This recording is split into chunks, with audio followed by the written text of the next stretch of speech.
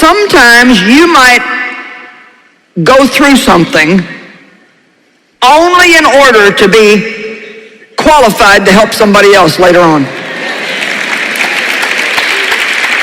What you're going through has very little, if anything, to do with you.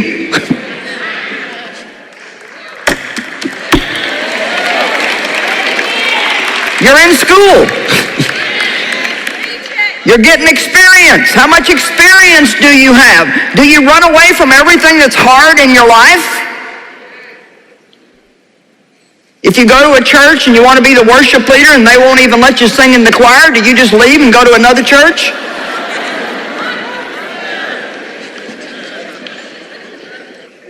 Genesis 50:20. With all the stuff that Joseph went through, and now God had promoted him, man, he went from the pit to the palace. His brothers now had come and bowed down to him like he saw in his dream that they would, because now he was in charge of all the food in Egypt, and there was a famine. Watch this. They needed food. They were afraid that Joseph now would take revenge on them.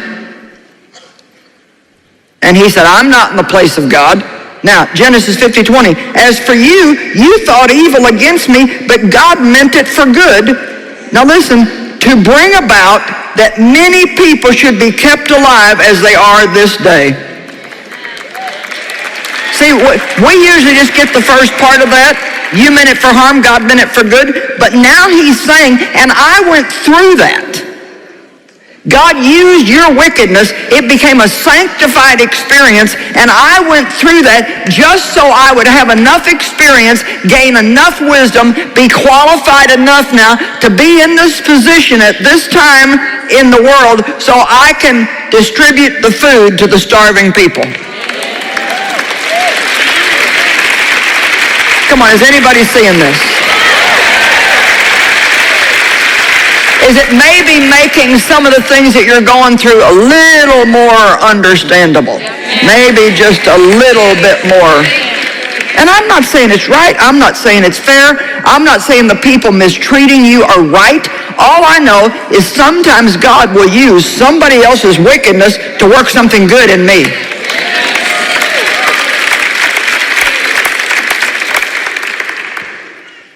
Come on, if you're going to get good at loving people, you've got to have somebody to practice on.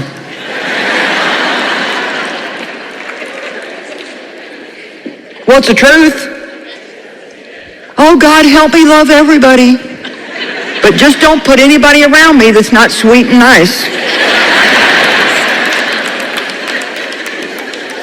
Age and experience teach us what's truly important in life. Okay, listen, when I was 36, man, I was new in ministry. I was working at a church then. I was on the staff of this church in St. Louis, and it was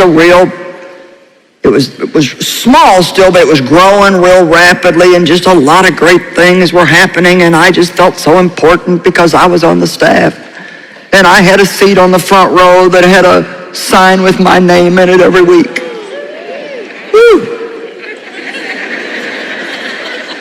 And I remember, like, the few really important people, they had a parking place with their name on it. And oh my gosh, I was believing God for a parking place with my name on it. I mean, I'm just telling you the truth. I mean, when I look back now and I think of some of the things that I really used my faith for, Lord help us. And oh my, I remember the day that I got a parking place with my name on it. Woo! And it was only 2 spaces down from the pastor. Whoa! I mean, how important can you be? Well, now, probably when I came into this city, there were billboards with my name on it. And I didn't pay any attention to them, didn't see them. And even if I would have, it wouldn't have done one thing for me, because thank God now at 73, I know having my name on a parking place is not really all that important. Is anybody awake out there? But here's the thing. When we are insecure and trying to find our worth in things other than Christ, we love seeing our name on stuff. Yeah, I'm trying to, honey. Thank you. And boy, I tell you what, when I got to the point where I had my name on the seat, my name on the parking place, and my own office with my name on the door, and every Sunday my name was in the church bulletin. Woo, you just don't know how important I was.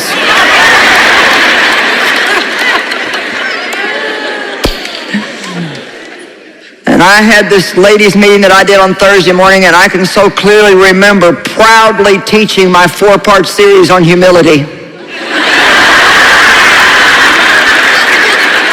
Some of these sanctified experiences you're going through, I'm telling you the truth, later you'll look back. We do not learn things just because we read them or just because we hear one sermon. I could preach you the same sermon 200 times, and although it might renew your mind, it's not going to get worked into your soul until you have to put it to the test in your everyday life. I'll tell you what, at 40, I must have thought that being right was the most important thing in the world, because I certainly engaged in many arguments trying to prove my point in every disagreement. However, I finally learned, and you know, you cannot find one place in the Bible where Jesus ever tried to prove that he was right about anything. He said, whatever you think. It's up to God. He knows me. I started so many arguments and got into so much strife trying to prove I was right over some of the stupidest stuff.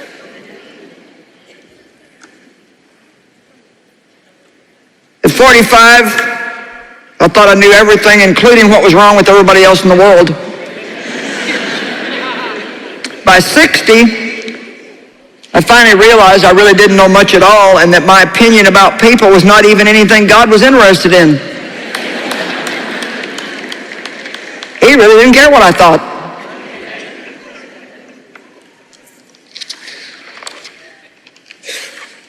If you're 20, 25, 30, you may think that you know so much, but you give it another 10 or 15 years and you'll find out you don't know hardly anything.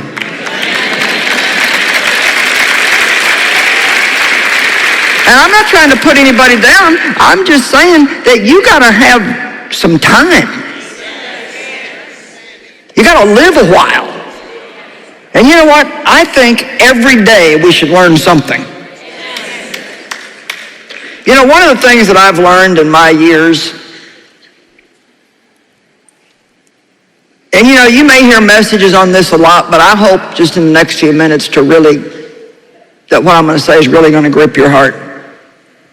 I have learned that forgiving people who hurt us is probably the most powerful and most spiritually mature thing that anybody can